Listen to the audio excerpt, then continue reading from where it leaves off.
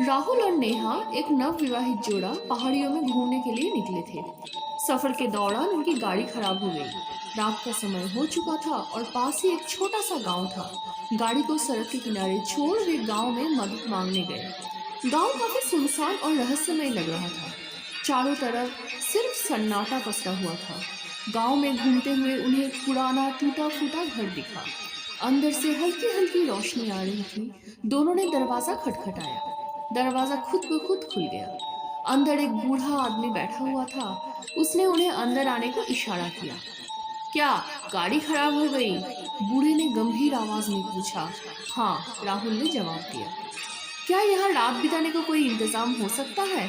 बूढ़े ने कुछ पल सोचा, फिर बोला, यहाँ रुक सकते हो, लेकिन रात को बाहर मत जाना। बूढ़े की ये चेतावनी सुनकर नेहा का दिल कांप गया, लेकिन राहुल ने उसे दिलासा दिया। घर का एक कमरा उन्हें दे दिया गया।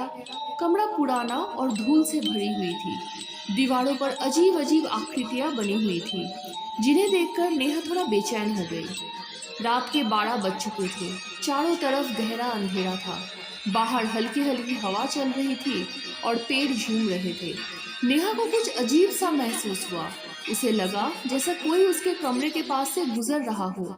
राहुल, तुमने कुछ सुना? नेहा ने फुसफुसाते हुए कहा।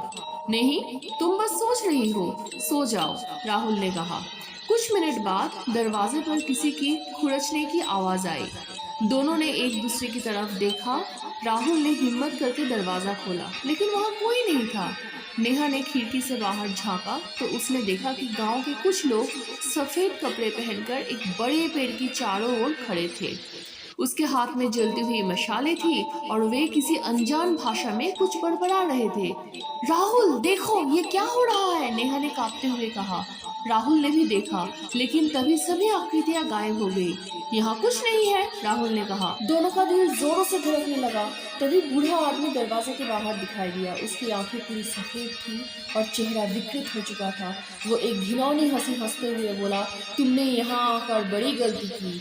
ये गांव जीवित नहीं है, मृत आत्माओं का गांव है। राहुल ने नेहा का हाथ पकड़ लिया और जोर से प्रार्थना करना शुरू कर दिया। अचानक एक तेज रोशनी कमरे में फैली। बूढ़ा आदमी चीखता हुआ गायब हो गया। दरवाजा अपने आप खुल गया। दोनों तेजी से गांव से बाहर भागे। जैसे ही गांव की सीमा पार कर गए, पूरा गांव गायब हो गया। वहां अब सिर्फ एक वीरान मैदान था। अगली सुबह स्थानीय पुलिस ने उनकी मदद की। उन्होंने बताया कि वो गांव वर्षों पहले जलकर खाक हो चुका था।